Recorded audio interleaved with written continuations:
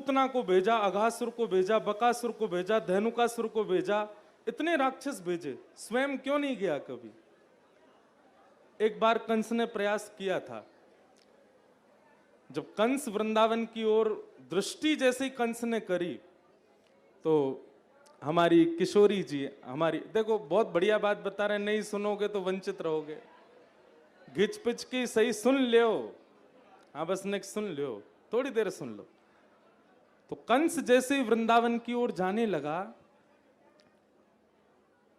तो किशोरी जी ने अपनी सब सखियों से पूछा कि ये कौन आ रहा है वृंदावन की ओर? तब सब सखियां बोली ये वही क्रूर राक्षस है जो हमारे श्याम सुंदर को मारने के लिए कभी पूतना भेजता है, कभी अकासुर भेजता है, कभी बकासुर। इसको लगा 3-4 राक्षस मर गए, मैं ही जाके प्रयास करता हूं, खुद आ रहा है।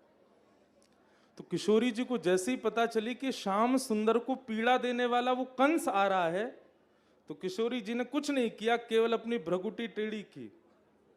अच्छा, कथा ऐसी आती है कि सब सखियां बोली कि हे श्यामाजू, आप तो केवल अपनी भ्रगुटी टेढ़ी करो, ये जल करके राख है जाएगा। पर हमारी किशोरी जी बड़ी दयालु है, बड़ी कृपालु है, ऐसा कर ना सके। उन्होंने क्या किया? बोले क्रूर राक्षस वृंदावन आ रहा है, क्यों ना वृंदावन की नेक सेवा करवा में यहां से। तो जैसे ही कंस ने वृंदावन में प्रथम चरण रखा, रखते ही वो एक गोपी के रूप में परिवर्तित हो गया, गोपी बन गया। नाक में नथनी आ गई, बड़े बड़े केश है गए, बिल्कुल स्त्रियों जैसा उसका स्वरूप बन गया। अब तो कंस घबरा गया, बोले ये क्या हुआ? मैं तो मथुरा का सम्राट हूं, मैं तो मथुरा का राजा हूं, ये मैं गोपी कैसे बन गया?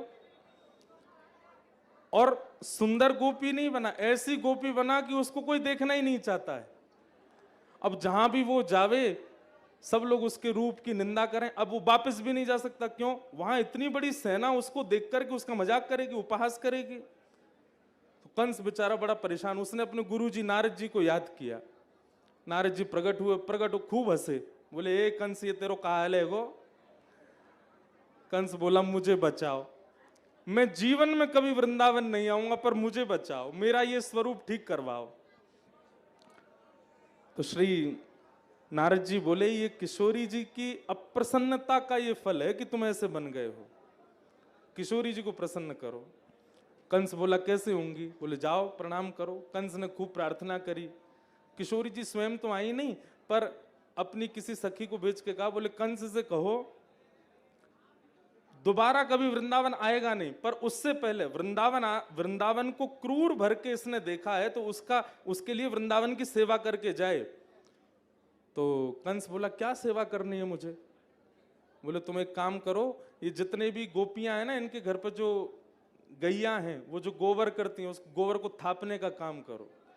गोबर थाप थाप करके ब्रजवासियों के प्रसादी के लिए उपले बनाओ। आपके यहाँ क्या बोलते हैं? गोबर का कंडा बोलते हैं ना, उपला। ऐसे उपला बनाओ, उससे ब्रजवासियों की सेवा होगी। ब्रजवासियों की सेवा से तुम्हारा पाप जब कम होगा तब तुम पुनः कंस बनोगे, फिर दोबारा कभी वृंदावन आना नहीं। अगली बार यदि वृंदावन की तरफ आए, इस बार तो तुम गोपी बनो, अगली बार सोच लेना क्या बनोगे। तो कंस ने सब ब्रजवासियों के यहाँ जा जा करके गोबर उठाए, गोबर के कंडा थापे। उसका रूप ऐसा कि कोई उसको प्रेम भर के देखता नहीं था। खूब कंडा थाप थाप करके जब उसके ऊपर श्री जी को दया आ गई तो पुनः कंस बना और दौड़ा महाराज चौकड़ी बाहर के मथुरा। बोले दोबारा नहीं जाऊंगा वृंदावन। उसके बाद फिर ठाकुर जी को ही बुलवाया मथुरा। तो इसलिए वृंदावन जाने का मन बन रहा है तो ठाकुर जी बुला रहे हैं, वृंदावन जाने की टिकट हो गई तो समझो ठाकुर जी बुला रहे हैं, ट्रेन में बैठ गए, फ्लाइट में बैठ गए तो ठाकुर जी बुला रहे हैं, दिल्ली से वृंदावन की ओर चले गए तो समझो ठाकुर जी बुला रहे हैं। लेकिन जब वृंदावन में प्रवेश हो जाओ तो यही समझना हमारी किशोरी जी बुला रही थी।